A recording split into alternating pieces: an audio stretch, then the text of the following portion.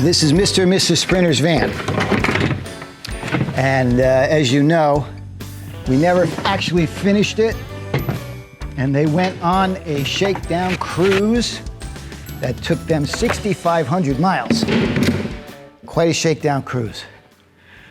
But shakedown cruises have a very valuable purpose. It gave them the opportunity to live with the van for 3 weeks.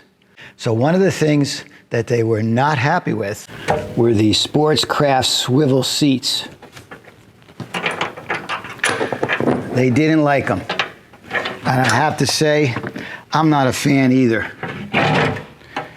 So after 3 weeks with these swivels, these are heavy as hell. After 3 weeks with these swivels, Mr. Sprinter went out and bought Alpine swivels. They're a little more money.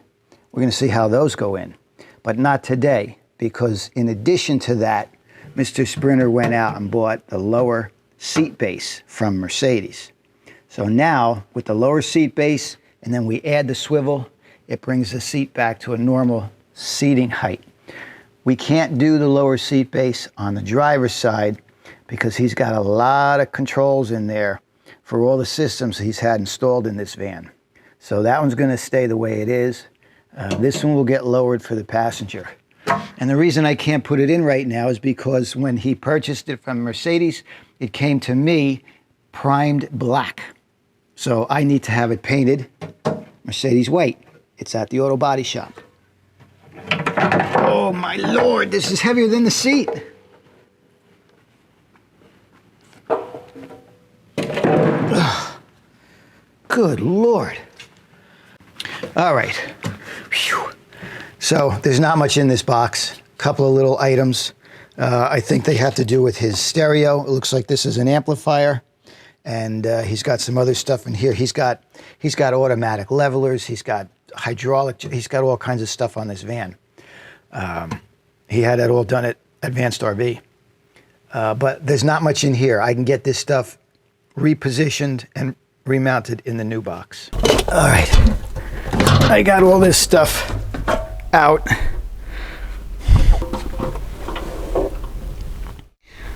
All right. So now everything's ready. I got all the bolts back where they belong. So when I get my lower painted seat base, I'll be able to put it right in, put everything back in place, get the new Alpine swivel on, and put the seat back in, and then do it on the other side.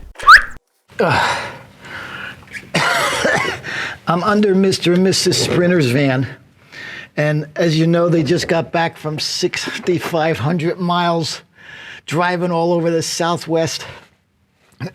So I think I got Mojave Desert dust in my throat.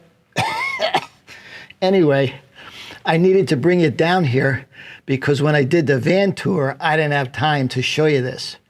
The underside of this van is a festival of options and features, and therefore no room for gray tanks.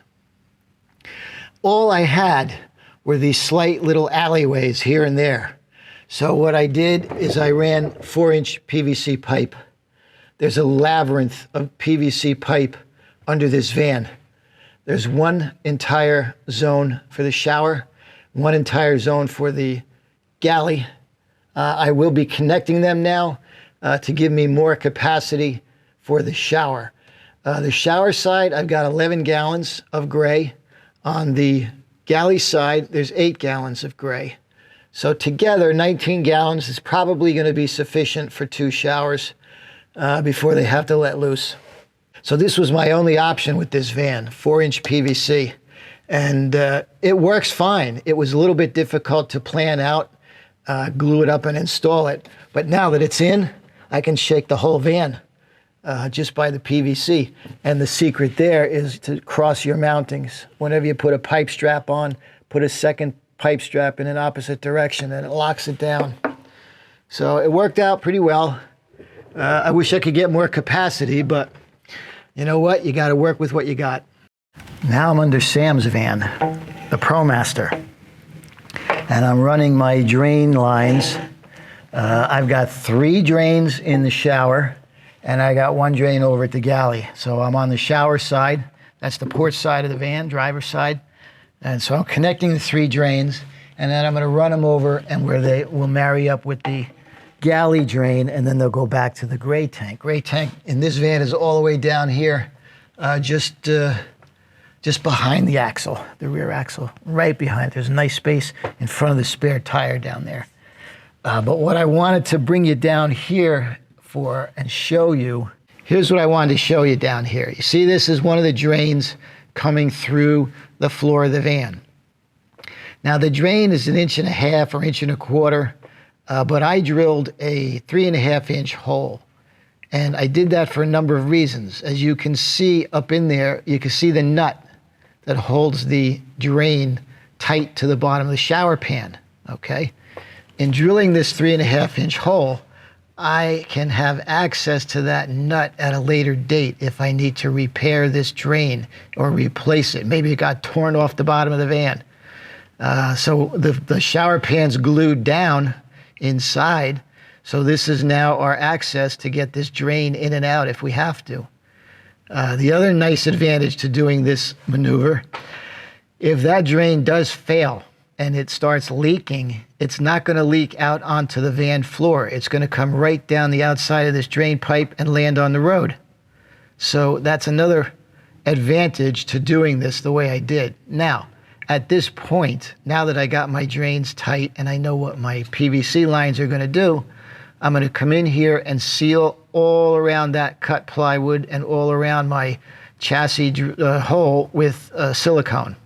Fill it all in, brush it in with a paintbrush, nice and thick, and let that seal up. And then I'll fill the hole with, I don't know what, maybe grade stuff or something, just to fill the void. But the silicone's going to take care of the rest. Some automotive primer and silicone.